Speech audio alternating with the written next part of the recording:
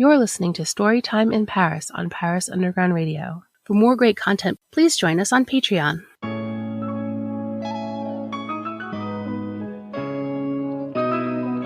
Since well before Victor Hugo first looked at Notre Dame and thought, what if a hunchback lived in there? Writers have been inspired by Paris. Welcome to the Storytime in Paris podcast on Paris Underground Radio. I'm your host, Jennifer Garrity, an award-winning filmmaker, self-professed book nerd, and creator of the Paris Underground Radio podcast network. This podcast is for anyone who loves books, loves authors, loves France, or any combination therein. Each week, I'll speak with an author whose life, stories, or characters have a connection to France. Then these amoureux de livres will treat us to a reading from their book. You've undoubtedly heard of American jazz singer Ella Fitzgerald, the First Lady of Song, but you likely don't know much about her early life. My guest this week aims to change all that. Diane Richards is an author, playwright, singer, producer, and the executive director of the Harlem Writers Guild, which launched and supported Dr. Maya Angelou's writing career. Diane's novel Ella is a fictionalized biography spanning 2 years of Ella's life, from her mother's death in 1932 to her breakout performance at the Apollo Theater in 1934. Diane herself is a talented dancer and singer, performing at Carnegie Hall and singing backup for Whitney Houston. Her lyricism pours through the pages as Ella falls from one unbelievable tragedy to another, an ode to the tenacity, resilience, and talent of Ella Fitzgerald, as powerful as any gospel. So please, without further ado, allow me to introduce Diane Richards, author of Ella. Hello, Diane. Thank you so much for joining me today. Thank you for having me, Jennifer. I'm so excited to get to talk to you. I'm so glad that the timing worked out. Can you start by telling us a little bit about who you are and what you do? I am the executive director of the Harlem Writers Guild. I'm a writer for almost my entire life, from third grade to today. I love writing. I'm also a playwright. I've been in the music industry, and I've also produced a play on Off-Broadway. And I am a serious reader of literature and lover of literature and dramatic works. I was reading in your biography in the author's note or at the end of the book, you have a very impressive life, lots of different incredible things. Yes. I mean, I wouldn't say that of myself, but others look at me and say, oh, wow, I've just been busy living life, being creative and loving all of life, the business ends of life and also the creative part of life. I think that's it, though. It seems like you've really pursued a lot of creative passions, and so that makes you a very interesting person. Thank you. Thank you. You're welcome. So do you have a personal connection to Paris or to France? I couldn't wait to go to Paris. Now, when I was singing in New York City, I was part of a young woman girl group. We went to France, but I believe we were in Cannes.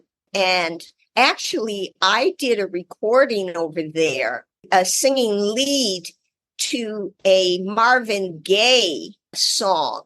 That is one connection. The other connection is that I love Paris. It's the city of lights. I've been there twice. In my imagination, I want to be on the main boulevards with those windows opening up on the street. I love the breakfast, the coffee, just the attitude of the French, which is you live life and you relax and you enjoy and you savor life.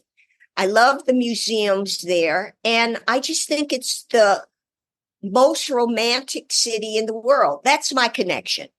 That's a great connection to have. So can you tell us a little bit about your book? Tell us a little bit about Ella. Okay.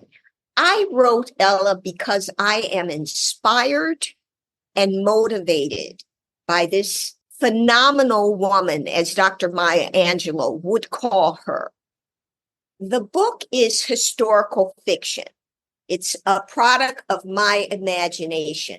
I wrote a novelization of Ella's Against All Odds origin story, how a young Black orphan at the height of the Great Depression managed to beat the odds with her extraordinary talent and determination.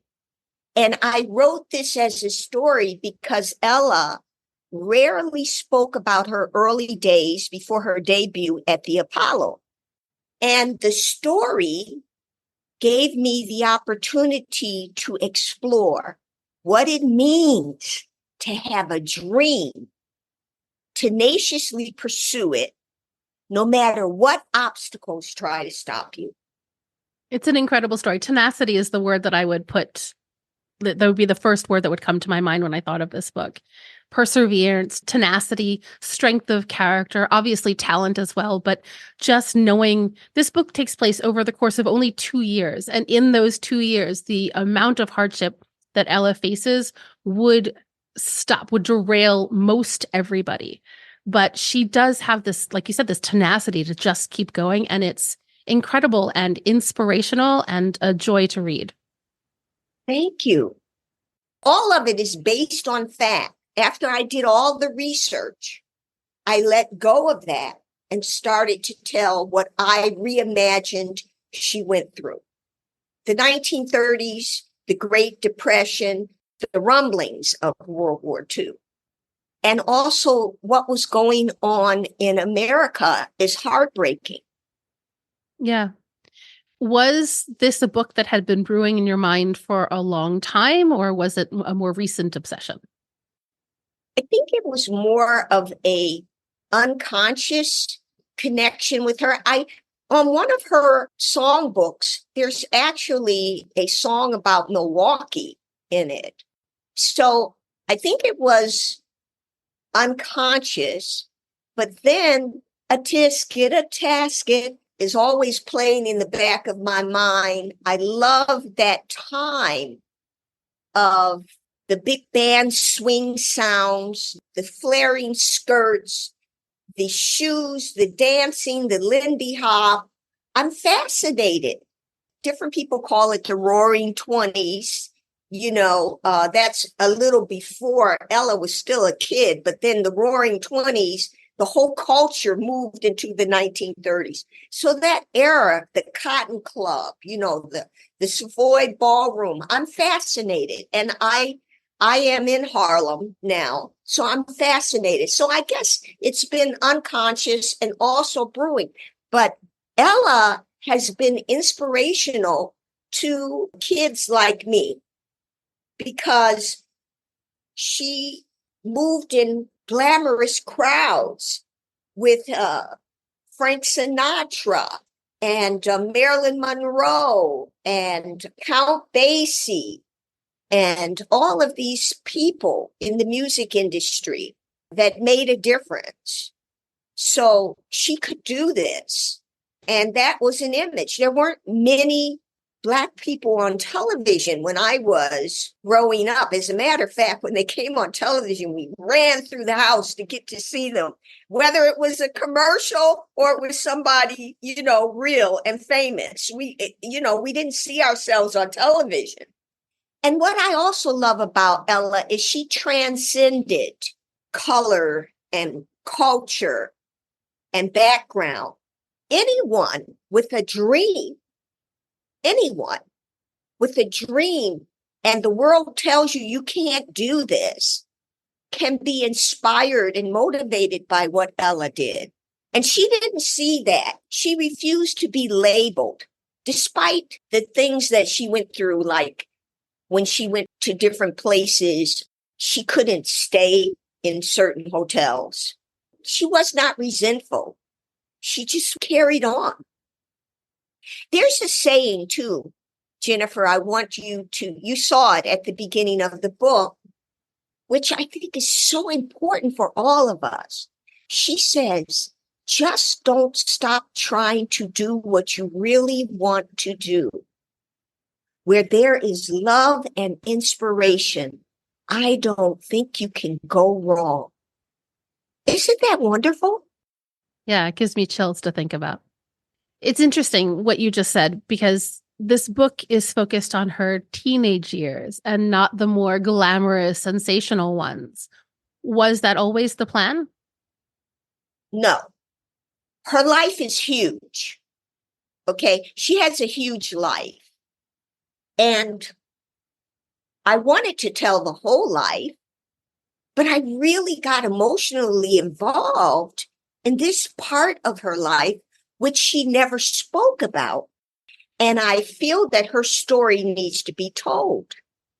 Because when you think of Ella Fitzgerald, you don't think much other than her scatting with Louis Armstrong and all the glamour and the jazz festivals and always being on television and the clothes and the travel and the recordings. And everyone loved Ella Fitzgerald. And I think also her personality, the one that we saw, the public saw, people liked it because when you hear her speak, she's pretty humble, don't you think? Mm. So to answer your question directly, I became so absorbed by this part of her life.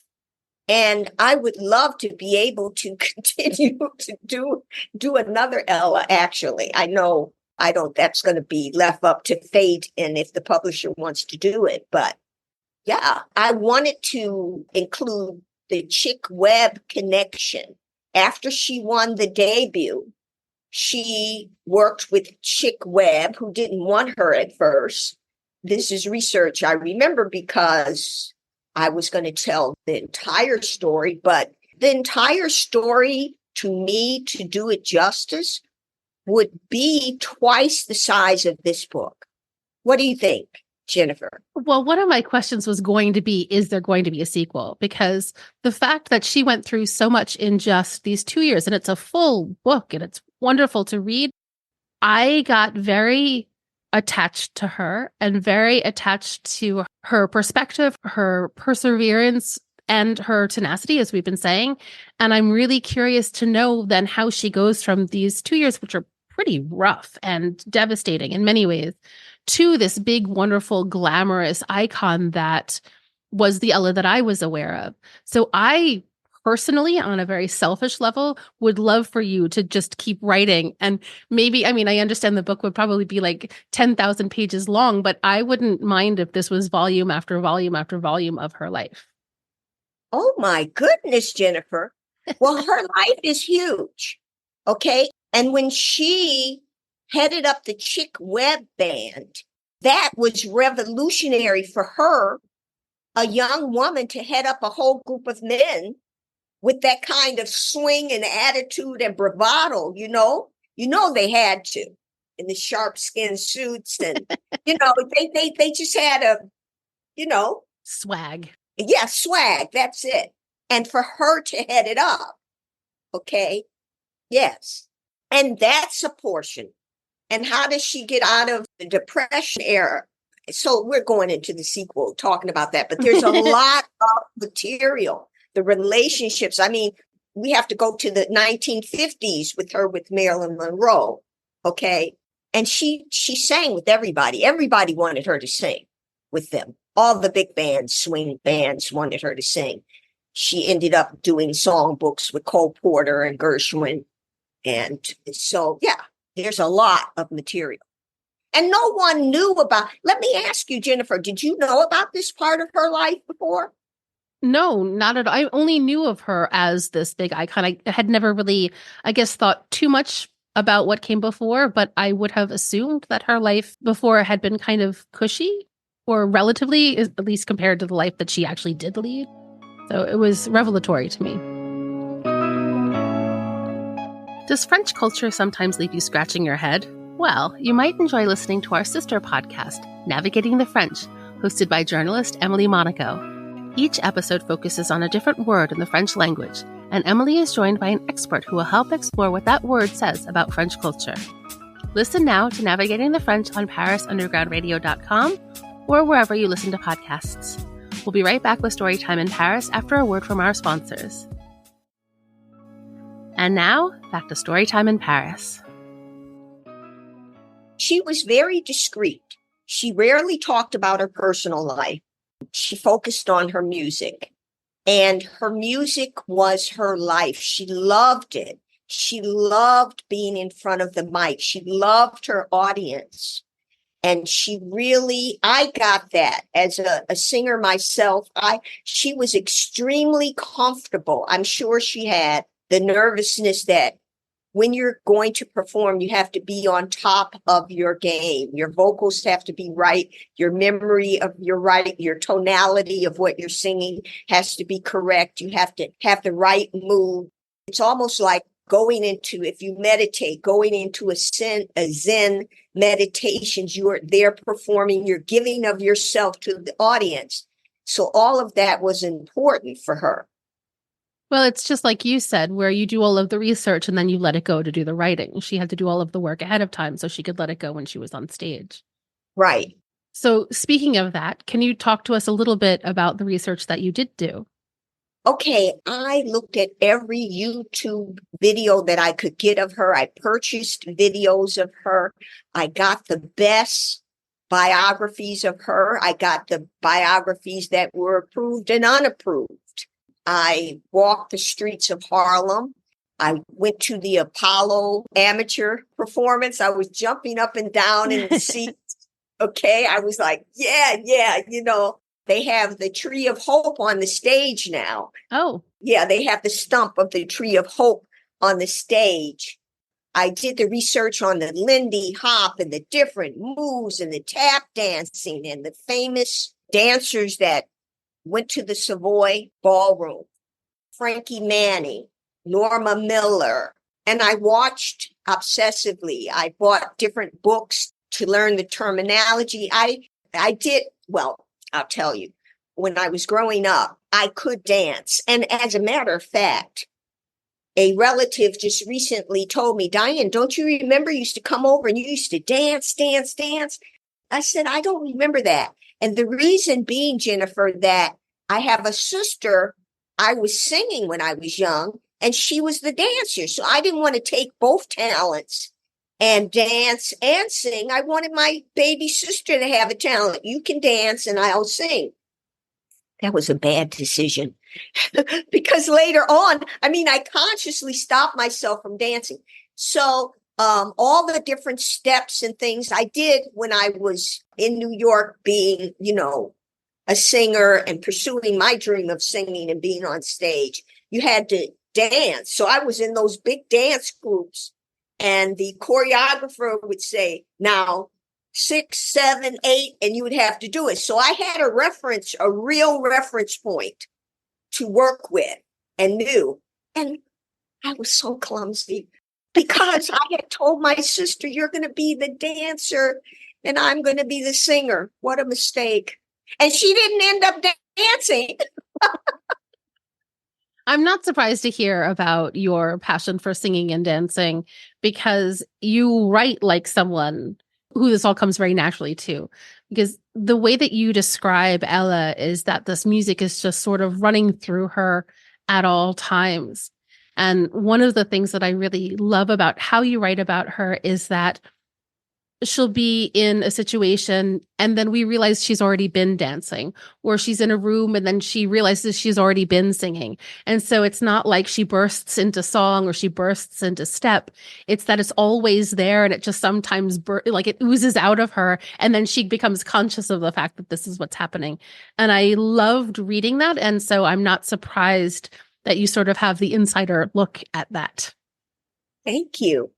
So this book is it's a biographical fiction. And I'm curious, when you're writing the fictionalized version of the life of someone who's well known, at least in name, I imagine you feel some sort of sense of responsibility to make it as honest and truthful as possible. So how do you balance that biography with the fictional bits? I have respect for her. So that is without question. I feel at this point she's part of my family, and I have some pictures that there's a picture of my mother that they wear their hair the same. Now, how do I balance it? I'm not trying to exploit her. I'm not trying to disrespect her. I feel that her story needs to be told, that people need to know what she went through to become this legendary person. She didn't just get up and become a star. Even the day that she got her big break, she was coming from a Hooverville. I mean, she was living on the streets before she got there.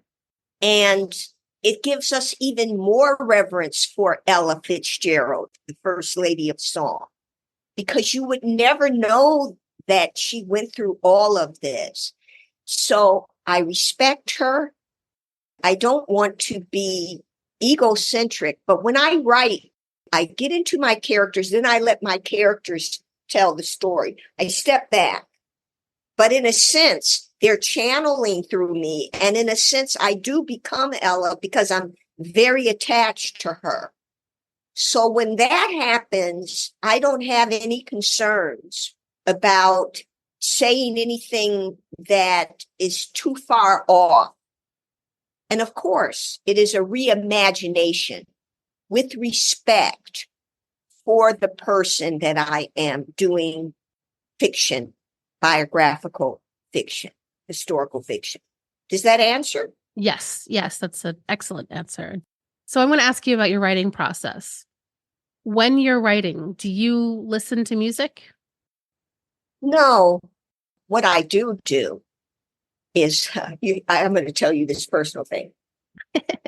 I love fire pits. I love beachfronts. I love beautiful blue water, pristine places. So I will put on YouTube, but usually it's not too busy. So it'll be a fire pit with some beautiful place. And I don't use music very much. I don't want any sound and no distractions. And I write on demand, and I don't question my imagination. I just go in, take my pen, and start writing. That's something I learned many, many years ago in the writing process from a writer who wrote the book, Throw Down the Bones, Natalie Goldberg. She actually changed my writing life. Get the critic out of the way and get the pen to paper and start writing. And then you can go back and do whatever you're doing. Because I think writers can be very unkind to themselves, actually. Unkind. And I have a saying now. I have a mug, Jennifer, that says, kindness changes everything. I love that. Kindness changes everything. So that means me too. I get to be included, And so that's my writing process, that I suspend the critic, go write, and the writing and the editing are two separate processes. I do not edit what I write. Does that make sense? Yes, it's very clever because I find that I write best when I'm in a different location, like when I'm on vacation, for example. And so maybe what I can do is try putting on videos as though I'm on vacation. And that's a nice little hack. Very interesting. And the quote that I like a lot that goes along with yours is, in a world where you can be anything, be kind. I like that. So this book takes place between 1932 and 1934, but it's bookended with a prologue and an epilogue set in 1948. How did that structure come about? We wanted to show Ella as an adult. We wanted to make sure, my editors, we wanted to make sure that this was not a young adult book. And I hope it did that. Not that I have anything against young adult books, but it made a difference. Do you think it made a difference? I do. I think it anchors her in the person that we know her as. Yes. So that's how that happened. And it added immensely, I believe, to begin the book in 1948. when she's going on that show. Yeah, I hadn't thought of that before, but you're right. It might have been misleading as YA otherwise, because it's definitely not. I had one TikToker review, which I loved, the young woman. She loved this book. It didn't go viral or anything, but I don't think anyway. I don't know, because people are sending me things that I don't even know that are happening.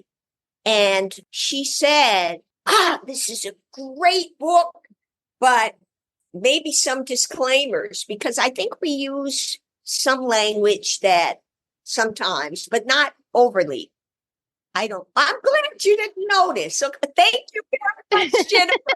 You're reading my face. Thank you. I mean, there were some slurs in there. Uh-huh. There's some violence, for sure. Okay. Thank you, Jennifer. I said, oh my goodness, did we go overboard or something? Well, that actually leads me to my next question, because in this book, as in her life, Ella faces a lot of racism. And some of it in this book is quite overt and brutal, but it isn't sensationalized and it isn't re-traumatizing if you're reading it or anything like that. How challenging was it to know how much to leave in and what to take out? I didn't really consciously think about it. I just told the truth. I was unfiltered. And my editors and publishers allowed me to be unfiltered. So there was a couple of things that were not added in the book, but they weren't sensational or exploitative at all.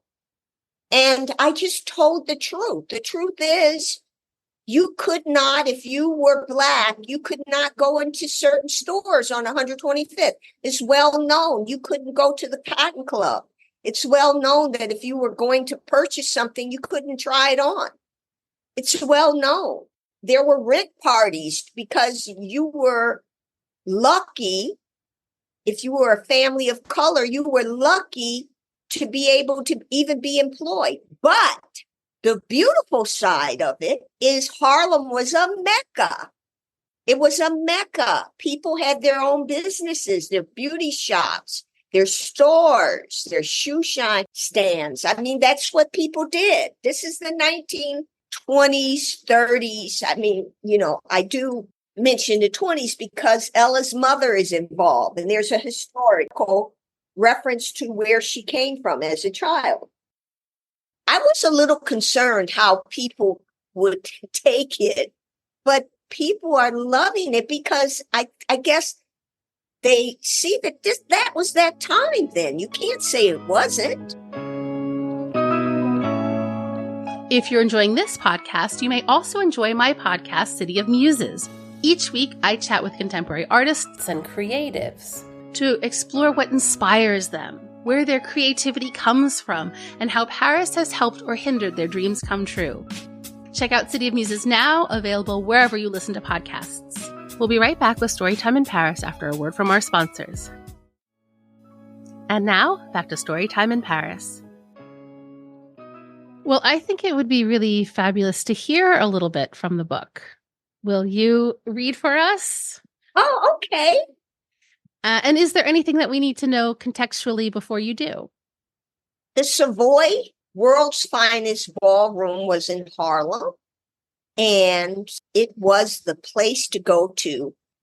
It took up a whole block from 140th to 141st Street in Harlem, and everyone wanted to be there. It was the place to be.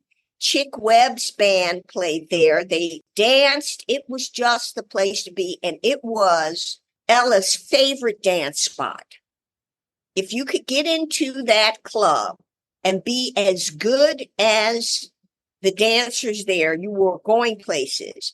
Remember, and I don't think we talked about this, Ella started out really wanting to dance. And then later, she found her voice. She found that the Boswell sisters, she loved them and other singers, but she was primarily a dancer in the book. And then she found her voice that she could sing. I was surprised by that. I didn't realize that she had this passion for dance. either. That was one of the really great surprises for me in this book. Isn't that interesting?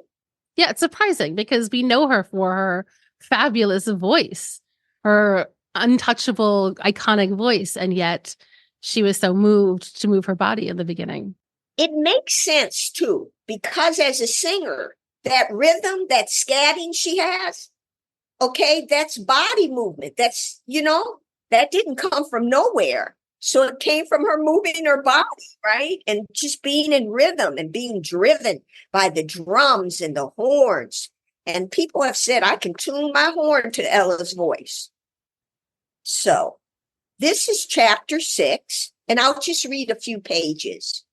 The title is The Savoy, World's Finest Ballroom, February 5th, 1932. The brilliance of the marquee seemed to go on forever, infinite, shimmering, exhilarating, burning so brightly that the air tingled. Savoy, world's finest ballroom. Ella had no doubt it was. Below, in slightly smaller letters, read, featuring the Chick Webb Orchestra.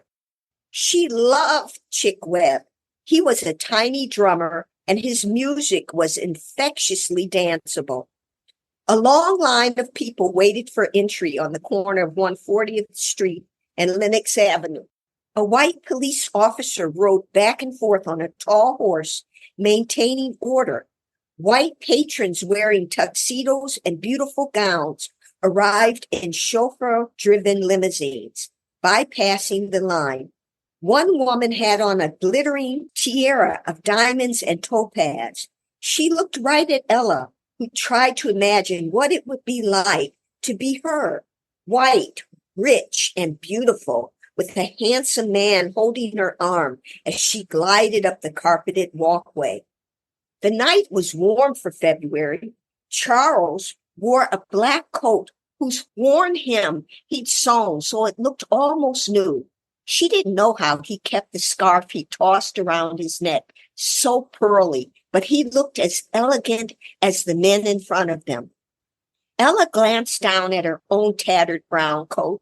She pulled her red hat as low over her eyes as she could. The hat's stiff brim all but concealed one eye, so she felt normal. Hopefully people would just see the red of her dress. Tempe had sewn it for her a few months ago, and Ella wore it proudly, and the crimson of her lipstick. She wished she could perform, but she'd be strictly observing tonight. Then she and Charles would commander a corner, practice a handful of stagey steps so they could show them off the following week when her arm was better and her face healed. As they drew close to the entrance, Charles took Ella's arm. Diddley, one of the better-known Savoy dancers, was already there first in line. He was a tall man with a large nose and terrific agile moves that Charles envied. His arms and legs seemed barely attached to his torso, so he could twist with the music's rhythm in a way that to Ella seemed magical. "What this be all about?" Diddy shouted when he saw them. "Y'all look cold." Without losing his place in line, he shuffled into a restrained kick and slide, doing something dramatic and impressive with his left heel. Ella made a note to try it once they were inside, where Diddley could show it to her. "Dancing, that's what I'm here for, fool." Charles yelled back, repeating Diddley's pet phrase. The bouncer, who was just getting ready to open the doors, burst out laughing with them. They'd seen him around. People called him Whitey because of the thick white streak in his otherwise coal black hair. He seemed to have a soft spot for Ella and Charles and let them all in. Inside the lobby's enormous crystal chandelier sparkled like a relic from a different world, a place more glamorous, more glorious than Yonkers. A pink marble staircase swept upward, and Ella and Charles, buoyed by the crowd, floated up to the enormous second floor that spanned the length of the entire city block. The walls and ceiling glowed, mirrors reflecting face after face, white and black, so the dancing mob seemed endless. As they threaded their way through the dancers, she was fascinated not by the backflips and the hip twists, but by the smiles. Everyone seemed celebratory, surprised by joy, as if enchantment had reached out, tapped each person on the shoulder, given him or her the one nugget of news that would most delight them. That beautiful dress you saw last week in the shop window, the one with the gold and blue spangles, it's hanging in your closet. Or here's a box of $1 million cash. Or your mother made a miraculous recovery as she's home now baking you shoe fly pie. Everything, anything seemed not only possible, but probable. She just had to reach out, grab what the most desired, and pluck it from one of the crystal scones that almost reached up to heaven. The dancers' feet thundered rhythmically on the mahogany floor, and the big band sound of Moonlight and Magnolias rose above all else, sung by Charles Linton. Ella couldn't wait for the release of the phonograph recording of the song. She wanted to play it over and over. Everyone glittered. In women's hair, ostrich feathers curled, silver and pearl waving through the crowd. They wove further into the ballroom, sliding past a white couple doing the windmill with point and curls. I'll stop there. Fabulous. That's a perfect passage to read. Thank you. So this book just came out. What's next? Do you have another book in the works? Are we working on the sequel you've been teasing? I love that. I hope everybody hears that. I hope everybody hears that, Jennifer. I'm just going to write compelling fiction, stories that delight people. I will continue writing. I write across genres. I'm a playwright and a screenwriter. So, this is show business. You write, and you write in the dark for many years until you find a way to get it published or produced. And so that is what I'll be doing. I will continue to write. Fabulous. Well, you let me know the next time you're published and we'll have you back on and we'll talk about that one too. Thank you so much, Jennifer. You've been wonderful. So have you. So where can people find you if they want to keep up to date with you and your books and everything else? Diane-Richards.com and the Diane Richards on Instagram. Perfect. I will include links to your website, to your social media, to everything in our show notes so that people will be able to connect with you very easily. Thank you so much, Diane. This was such a delight. Thank you so much. Thank you, Jennifer. Thank you again to Diane Richards for such a fascinating conversation. You can find Diane on Twitter and Instagram at the Diane Richards and on her website, diane-richards.com. Please join me next week for the season finale of Storytime in Paris. I'll be speaking with Lily Sampson about her thriller, The Switch.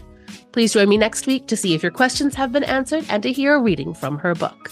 Thank you for listening to Storytime in Paris. I'm your host, Jennifer Garrity, and you can find me on all socials at Jennyphoria. That's JennyPhoria. If you like this podcast, please take a moment to rate and review it wherever you listen to podcasts. This is the fastest and easiest way to help the podcast grow, which will help me attract more great authors to bring to you. Please also spread the word to all the people you know who also love to read. Thank you again, and happy reading! This episode of Storytime in Paris was produced by Jennifer Garrity for Paris Underground Radio. For more on this show and shows like it, please visit parisundergroundradio.com.